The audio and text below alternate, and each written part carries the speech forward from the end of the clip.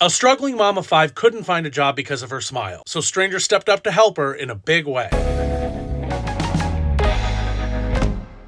It all began when TikTok influencer Jimmy Darch rewarded a woman named Lulu for doing a good deed by gifting her with $1,000. She immediately burst into tears with gratitude, and when Darch asked her why she was crying, she said she was struggling to find a job good enough to support her 5 children. When he asked her what the hardest part of her job search was, Lulu, who doesn't have her front teeth, said, "I don't have the smile." Darch was able to raise $42,000 online to help Lulu with the dental work she needs, and it's likely it will make a real difference because Lulu's perception is not just an insecurity. Bad teeth really can hobble a job search. In fact, people with missing, broken, discolored, or even just crooked teeth are often outright discriminated against. Employers often assume people with bad teeth are in poor health or are not conscientious. East Coast gas station chain Sheetz is in hot water right now, actually, over a long-standing policy against hiring people with broken, missing, or badly discolored teeth. And of course, this discrimination hurts the poorest among us most, because dental work is extraordinarily expensive and usually not covered by medical insurance. A single filling alone can cost over $200, and if you need implants, like Lulu likely will, that can run you $3,000 per tooth. Lulu doesn't even have lofty goals, she just wants to be stable with her kids. But like so many Americans, that's largely out of reach for her due to problems she doesn't have the resources to fix. The money Darch and his followers raised for Lulu to fix her teeth is likely to make a huge difference, and will hopefully get her on the path toward her goal of providing the best possible life for her kids.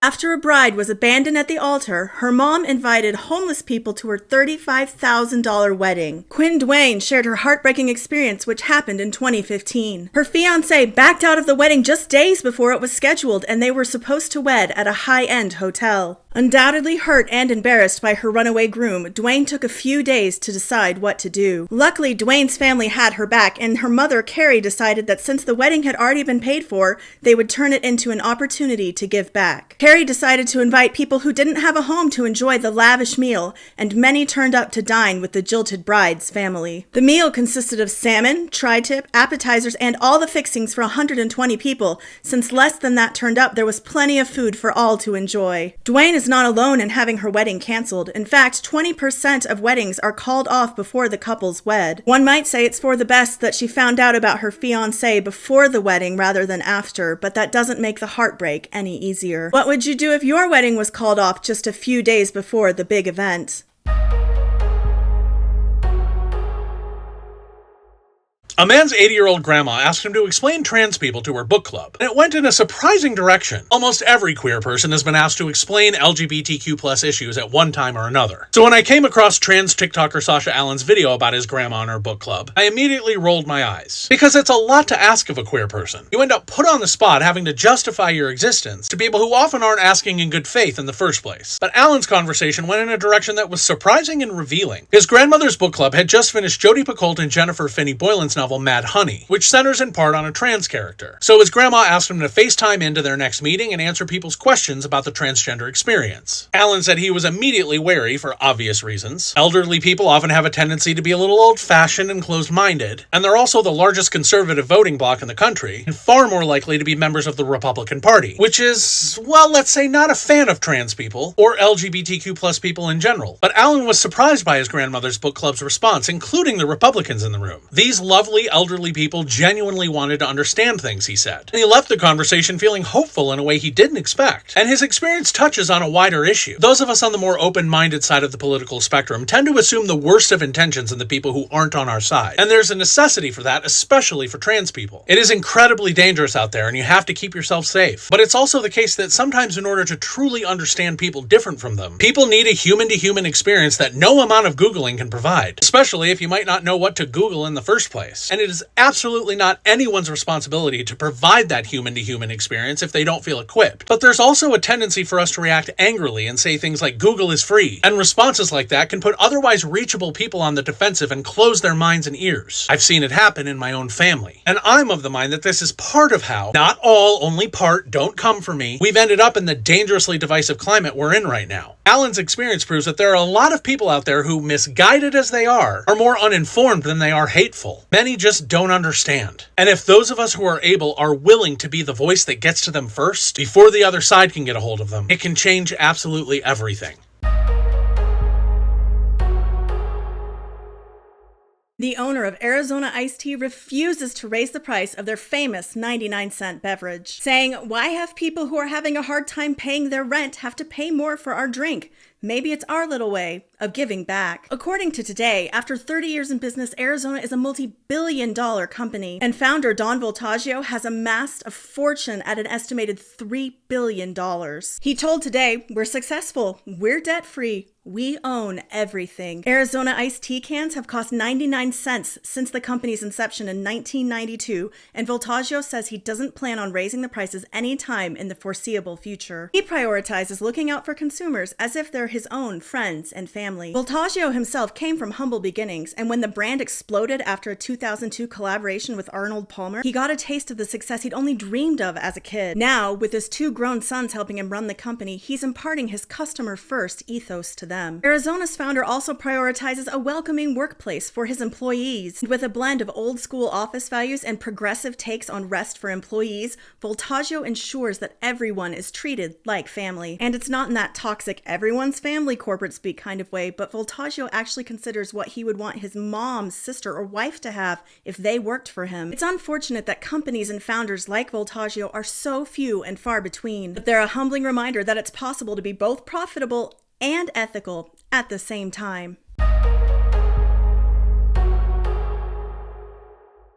A man on Reddit feels ashamed because he actually likes his job as a Walmart cart pusher and doesn't want a career. And he asked Redditors for advice on how to stop feeling this way because of other people's judgment. He's mostly just been wrangling carts at Walmart for the past 8 years, and he says it's his favorite job he's ever had. But at nearly 29, he's getting to the age where he feels like he should do more and have more. A wife, a house, a career, and he feels really embarrassed about it. He doesn't deny that there's an obvious stigma associated with being a lifer at Walmart. That's of course true of all kinds of supposedly unsophisticated jobs. But he doesn't see himself as a failure. His priorities are his family, his hobbies, and the way he treats people. And he genuinely enjoys his simple life, so he wonders why he cares so much what other people think. This should go without saying, but there's nothing wrong with centering your life around things more important than work. Nurse Bronnie Ware famously wrote a book about the hospice patients she worked with, called The Top 5 Regrets of the Dying. And her patients had end-of-life regrets like wishing they'd spent more time with the people they loved, wishing they'd worked less, and wishing they'd lived a life true to themselves instead of the one expected of them. Those all speak directly to the comparison culture in which we all live, and which directs the unfulfilling paths so many of us end up following. But this guy has chosen to do things differently. He's chosen the life he wants to live instead of the life he's supposed to live, prioritizing the things that actually bring his life meaning. Our society, not to mention capitalism, will tell you differently, but there's nothing wrong with simply letting good enough be good enough when it comes to a job if that's what makes you happy. And as several Redditors pointed out, just by liking his simple life, heck, just by not hating his job alone, he's already way ahead in the game of life than a lot of us.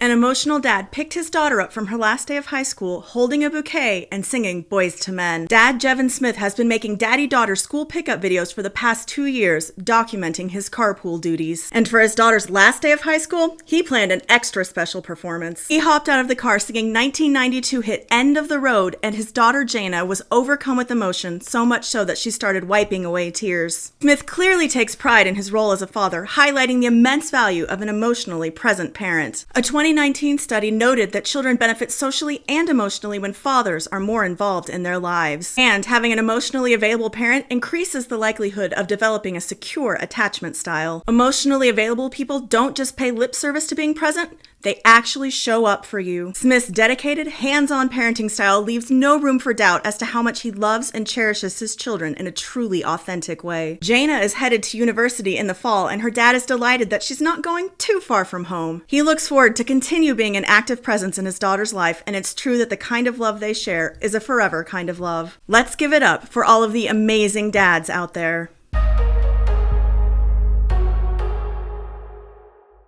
An airline has begun allowing women to opt out of sitting next to men so that they feel safer when flying. Low-cost Indian airline Indigo, one of the busiest in the country, now gives women the option to choose only seats next to other women if they want to, which the company says they hope will make the travel experience more comfortable for female passengers. It's part of a larger company initiative called #GirlPower. Hey, who doesn't love a Spice Girls reference? When booking, female passengers will see seats occupied by other women highlighted in pink on the seating map, while male passengers just see a regular seating map without this information. information. And while Indigo didn't say exactly why they're implementing this new system, and some on social media, mainly men, did feel that it was discriminatory, harassment and assault on flights is a growing problem all over the world. In April of 2024, the FBI issued an alert about the increasing incidence of harassment and assault against women and children on board commercial aircraft, most of them involving unwanted touching. And news stories about such incidents are all too common nowadays, including one just this summer, in which a flight from Edinburgh to Ibiza was forced to turn around in the air because a woman on board was assaulted and required medical attention. So, unsurprisingly, many women online have expressed enthusiasm about Indigo's new procedure and hope it catches on to other airlines. And while it remains to be seen whether Indigo's new booking system will become permanent, it just might be a much-needed solution to a sadly growing problem.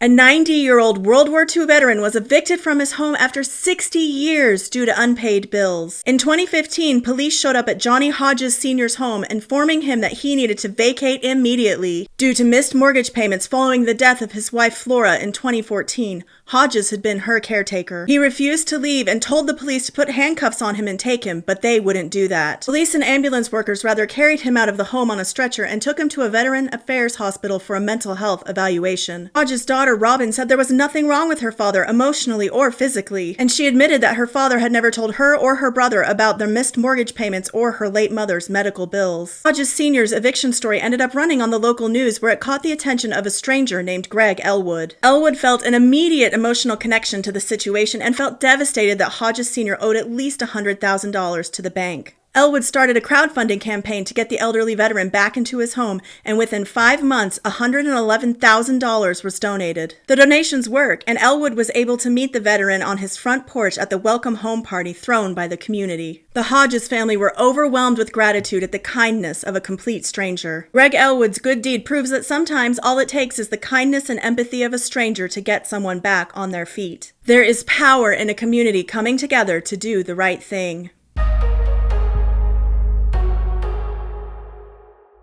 A man wasn't having his very casual office's weird no-shorts dress code policy, so we found a way around it with good old-fashioned malicious compliance. You know, the tactic of following an absurd rule to the absolute letter so that it either makes the rulemaker's life miserable, or at least underlines how ridiculous the rule is in the first place. For this Reddit poster, a queer man in the UK, he wanted to send the latter message about the fact that his casual office arbitrarily bans shorts, but allows skirts, dresses, and tank tops for women. There's just something about men's bare legs that are too titillating for the British, I guess. He decided it was entirely too hot to play these games, and went and bought himself some fabulous skirts, which he wore both to the office and to a summer work party, because the dress code never said anything about men wearing skirts. And naturally, people online applauded him for finding a way to break this very silly rule in an unassailable way. And he's not the first to think of this. In recent years, there's been several stories about male school children fighting their school's no-shorts dress codes by wearing skirts to school. As they should, because what are even the point of these rules anyway? They're arbitrary and silly and make everyone miserable, including the women you work with. After all, part of the reason that women sit in the office and freeze to death all summer is because the AC is set to polar vortex to accommodate the fact that the men in the office are required to wear long pants, if not suits, in the middle of August. Just really doesn't make any sense. And as for this guy, he's decided to buy an entire wardrobe of flowy summer skirts. As one Redditor joked, he's very skillfully skirting the issue of the office dress code. And I think we can all curtsy to that.